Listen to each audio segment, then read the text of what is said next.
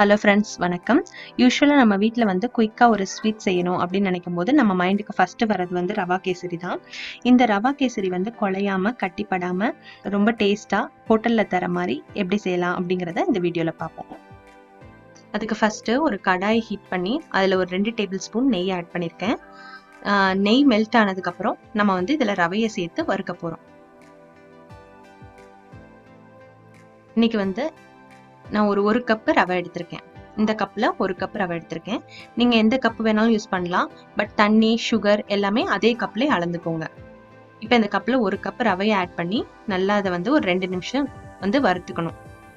Low ஃப்ளேம்லேயே வச்சு இதை வந்து வறுத்துக்கோங்க.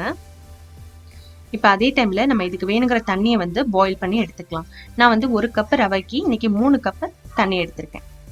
தண்ணி அடுப்பில் வச்சுட்டு அது கூடவே கொஞ்சம் கேசரி பவுடர் ஆட் பண்ணி கொதிக்க வச்சு எடுத்துக்கலாம். நம்ம இப்ப தண்ணி நல்லா கொதிச்சிருச்சு, ரவையும் ஓரளவு வறுபட்டுருச்சு. நம்ம அந்த தண்ணியை வந்து இந்த ரவையோட சேர்த்து மிக்ஸ் பண்ணிடலாம்.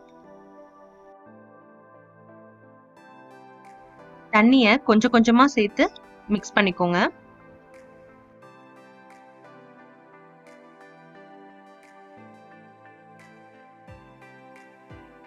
இதை நல்லா மிக்ஸ் பண்ணதுக்கு அப்புறம் ஒரு மூடி போட்டு 2 to 3 நிமிஷம் இதை வந்து லோ ஃப்ளேம்ல வேக வச்சு எடுத்துக்கோங்க.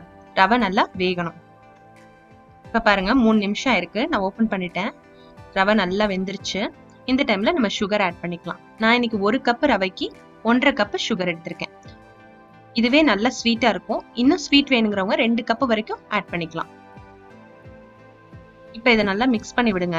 மிக்ஸ் பண்ணிட்டு பாத்தீங்கன்னா கொஞ்சம் கட்டி கட்டியா இருக்கும். அதை நீங்க உடைச்சு விட்டீங்க அப்படின்னா அது நல்லா சேர்ந்துரும்.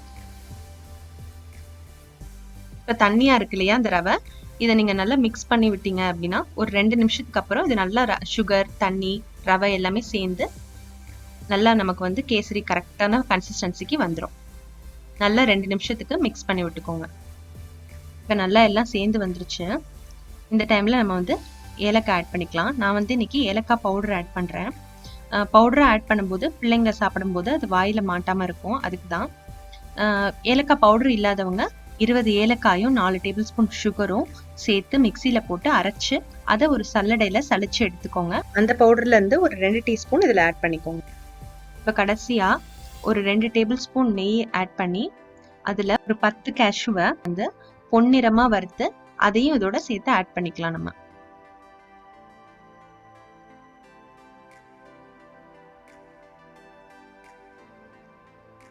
இதை ஆட் பண்ணியாச்சு. இதை ஆட் பண்ணதுக்கு அப்புறம் ஒரு நிமிஷம் இதை நல்லா கிண்டி விட்டீங்க அப்படின்னா அது சட்டில இருந்து அழகா தனியா ஒட்டாம வந்துடும். பாருங்க, இப்ப சட்டில ஒட்டவே இல்லை. இந்த டைம்ல நம்ம அடுப்பை ஆஃப் பண்ணிடலாம். இப்ப கேசரி ரெடி ஆயிடுச்சு. நீங்களும் ரவை கேசரிய இந்த மாதிரி ஒரு தடவை செஞ்சு பாருங்க. செஞ்சு பார்த்துட்டு எப்படி வந்ததுங்கிறத கமெண்ட்ல சொல்லுங்க. இந்த வீடியோ உங்களுக்கு பிடிச்சதுன்னா லைக் பண்ணுங்க. நாங்க போடுற வீடியோ உங்களுக்கு வரணும்னா எங்க சேனலுக்கு சப்ஸ்கிரைப் பண்ணுங்க. தேங்க்யூ.